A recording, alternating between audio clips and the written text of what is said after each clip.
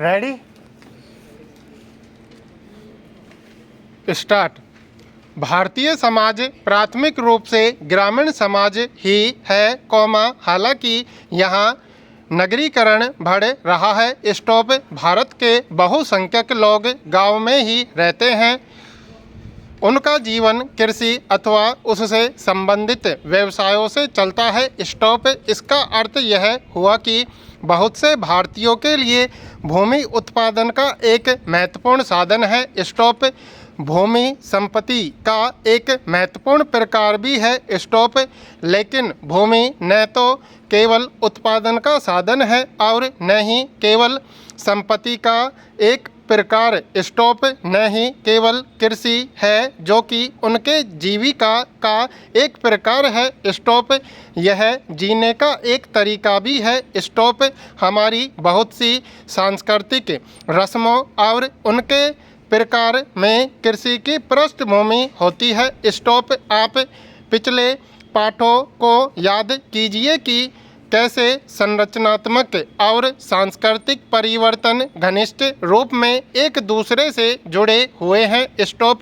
उदाहरण के लिए भारत के विभिन्न क्षेत्रों में नव वर्ष के त्यौहार जैसे तमिलनाडु में पोंगल, असम में बिहू, पंजाब में बैसाखी, कर्नाटक में उगाड़ी, ये सब मुख्य रूप से फसल काटने के समय मनाए जाते हैं और नए कृषि मौसम के आने की घोषणा करते हैं। स्टॉप। कुछ अन्य कृषि संबंधी त्योहारों के बारे में जानकारी प्राप्त कीजिए। स्टॉप।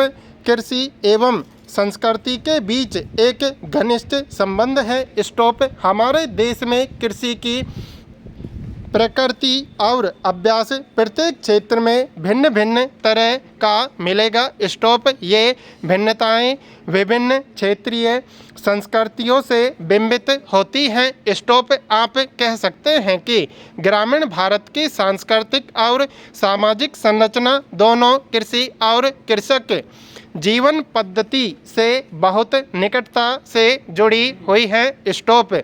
अधिकतम ग्रामीण जनसंख्या के लिए कृषि जीविका का एकमात्र महत्वपूर्ण स्रोत या साधन है। स्टॉप। लेकिन ग्रामीण सिर्फ कृषि ही नहीं है। स्टॉप। बहुत से ऐसे क्रियाकलाप हैं जो कृषि और ग्राम्य जीवन की मदद के लिए हैं और वे ग्रामीण भारत में लोगों के जीविका के स्रोत हैं। स्टॉप। उदाहरण के लिए बहुत से ऐसे कारीगर या दस्तकार जैसे कुम्हार, खाती, लोहार एवं सुनार भी ग्रामीण क्षेत्रों में रहते हैं। स्टॉप।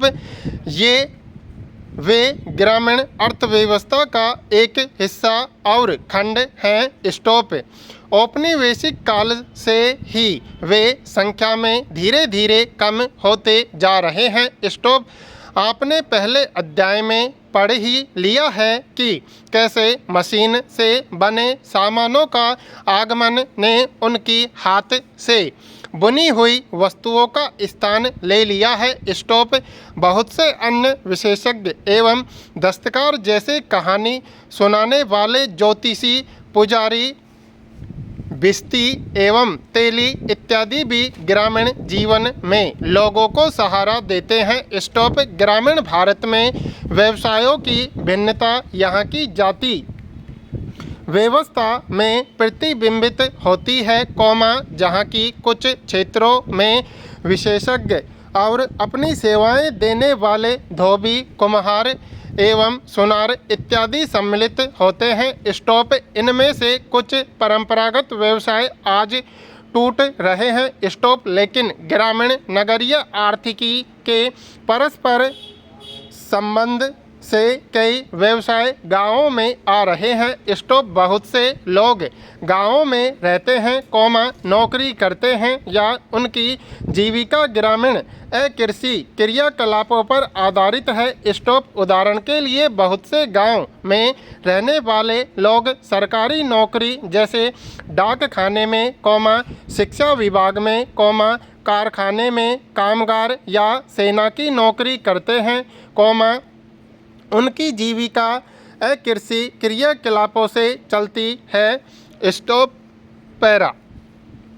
ग्रामीण समाज में कृषि योग्य भूमि ही जीविका का एकमात्र महत्वपूर्ण साधन और संपत्ति का एक प्रकार है। स्टॉप लेकिन किसी विशिष्ट गांव या किसी क्षेत्र में रहने वालों के बीच इसका उचित विभाजन नहीं है। स्टॉप न ही सभी के पास भूमि होती है। स्टॉप वास्तव में भूमि का विभाजन घरों के बीच बहुत असमान रूप से होता है। स्टॉप भारत के कुछ भागों में अधिकांश लोगों के पास कुछ न कुछ भूमि होती है।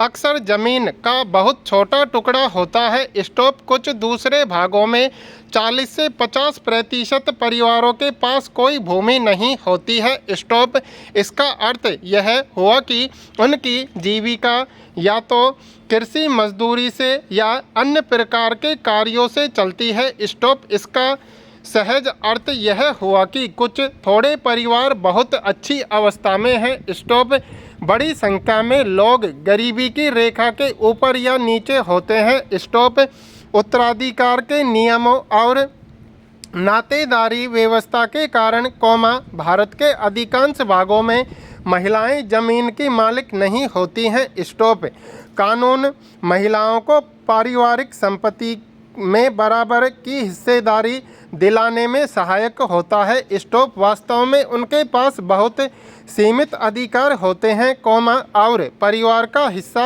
होने के नाते भूमि पर अधिकार होता है जिसका कि मुखिया एक पुरुष होता है। स्टॉप भूमि स्वामित्व के विभाजन अथवा संरचना संबंध के लिए अक्सर कृषक संरचना शब्द का इस्तेमाल किया जाता है। स्टॉप क्योंकि ग्रामीण क्षेत्रों में कृषि योग्य भूमि ही उत्पादन का सबसे महत्वपूर्ण स्रोत है, भूमि रखना ही ग्रामीण वर्ग संरचना को आकार देता है। स्टॉप कृषि उत्पादन की प्रक्रिया में आपकी भूमिका का निर्धारण मुख्य रूप से भूमि पर आपके अभिगमन से होता है। स्टॉप मध्यम और बड़ी जमीनों के मालिक साधारणतः कृषि से पर्याप्त अर्जन ही नहीं बल्कि अच्छी आमदनी भी कर लेते हैं, लेकिन कृषि मजदूरों को अक्सर निम्नतम निर्धारित मूल्य से कम दिया जाता है और वे बहुत कम कमाते हैं। स्टॉप उनकी आमदनी निम्नतम होती है। स्टॉप उनका रोजगार असुरक्षित होता है। स्टॉप अधिकांश कृषि मजदूर रोजाना दिहाड़ी कमाने वाले होते हैं और वर्ष में बहुत से दिन उनके पास कोई काम नहीं होता है। स्टॉप इसे बेरोजगारी कहते हैं। स्टॉप समान रूप से काश्तकार या पट्टेधारी की आमदनी मालिक कृषकों से कम होती है, क्योंकि वह जमीन के मालिक को यथेष्ट किराया चुकाता है।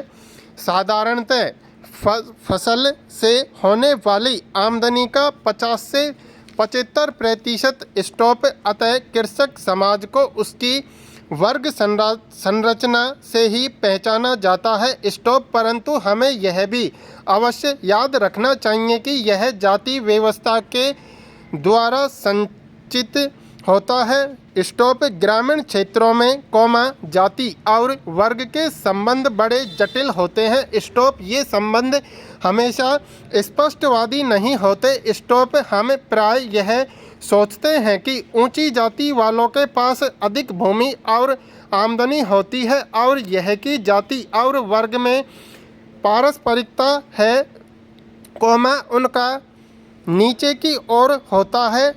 स्टॉप कुछ क्षेत्रों में यह मोटे तौर पर सही है लेकिन पूर्ण सत्य नहीं है। स्टॉप उदाहरण के लिए कई जगहों पर सबसे ऊंची जाति ब्राह्मण बड़े भूस्वामी नहीं है, अतः वे कृषक संरचना से भी बाहर हो गए, हालांकि वे ग्रामीण समाज के अंग हैं। स्टॉप भारत के अधिकांश क्षेत्रों में भूस्वामित्व वाले समूह के लोग क्षत्रिय वर्ण के हैं। स्टॉप प्रत्येक क्षेत्र में सामान्यतः एक या दो जातियों के लोग ही भूस्वामी होते हैं, वे संख्या के आधार पर भी बहुत महत्वपूर्ण है। स्टॉप समाजशास्त्री M.N. श्रीनिवास ने ऐसे लोगों को प्रबल जाति का नाम दिया। स्टॉप प्रत्येक क्षेत्र में प्रबल जाति समूह काफ़ी शक्तिशाली होता है। स्टॉप आर्थिक और राजनीतिक रूप से वह स्थानीय लोगों पर प्रभुत्व बनाए रखता है। स्टॉप